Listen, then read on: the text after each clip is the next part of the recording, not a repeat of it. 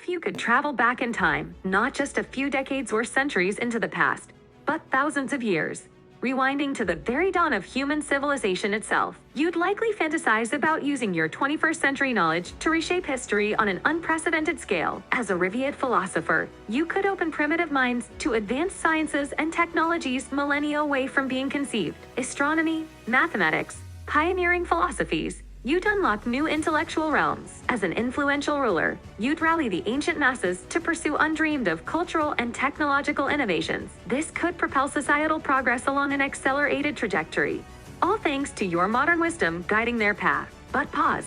We first must establish when and where to journey into the long, winding corridor of our species' history. Recent eras like the Renaissance or Enlightenment may seem ripe for disruption, but their scientific foundations were already taking shape to make truly fundamental, lasting impacts. We must go back further still, to the distant past, over 2,000 years before modern times, to around 200 BC, an age when our ancestors stood at the precipice of technological awakening. In China, the mighty Qin dynasty had just unified the warring states under Emperor Qin Shi Huang.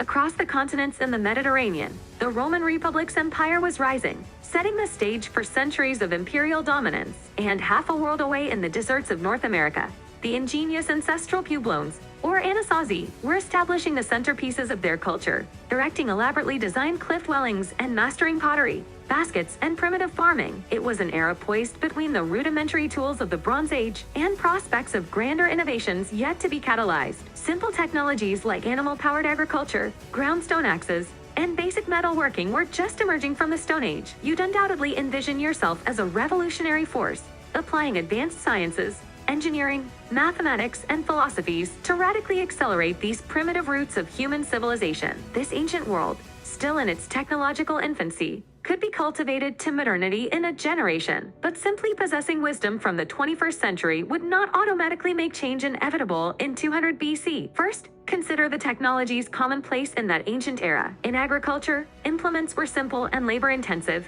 Wood or stone digging sticks, hoes, rakes, and hand axes/adzes for harvesting. Animal-powered plows were just emerging to ease soil cultivation. Primitive irrigation systems like diverting river waters or catchment basins sustained early crop cultivation. Pottery and woven baskets were among the most advanced crafts, fired in basic kilns and pits. Textiles woven from plant fibers or rudimentary looms. Shelter ranged from mud brick dwellings to animal hide tents. Medical knowledge was deeply intertwined with spiritual beliefs and folk ways. A basic herbal apothecary combined with bloodletting and crude surgical techniques using sharpened obsidian or stone tools. Anatomy, germ theory, antibiotics, and clinical treatments were still millennia away. Weaponry was restricted to short-range slashing, cutting, or bludgeoning arms. Spears, axes, slings, bows and arrows tipped with stone, wood, or early bronze work. Smelting metallurgy was just being pioneered. Artillery, explosives, and armor-piercing siege weapons were still concepts of the far future. As a time traveler from an advanced age of industry, you'd clearly recognize opportunities for exponential leaps in nearly every field and application. You could theoretically share world-transforming innovations like the wheel and axle, wind and water mill power sources,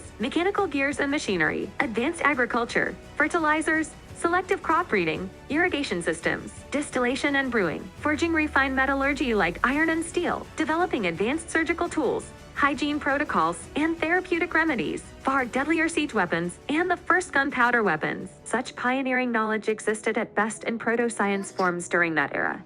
But could you personally construct functioning versions from absolute scratch using only the scarce resources and materials available in 200 BC? How many modern industrial processes would you need to essentially reinvent first?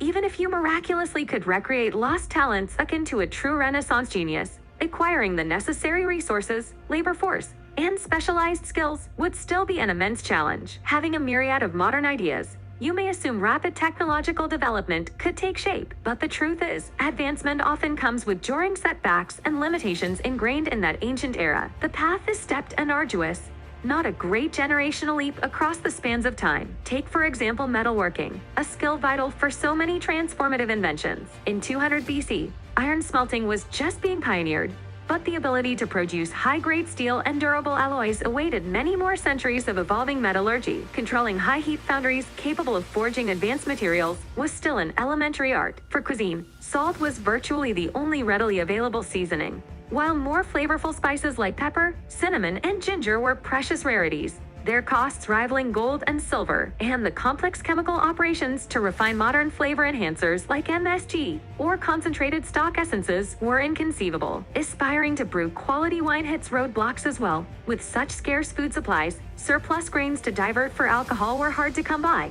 Not to mention lacking distillation and purification processes. Glass blowing is inspiring, but sourcing rare mineral sands and developing high-temperature kilns to melt transparent glass were hurdles yet to be cleared. This highlights the core reality. Major technological leaps first require an extensive ecosystem of incremental skills and resources to be properly developed.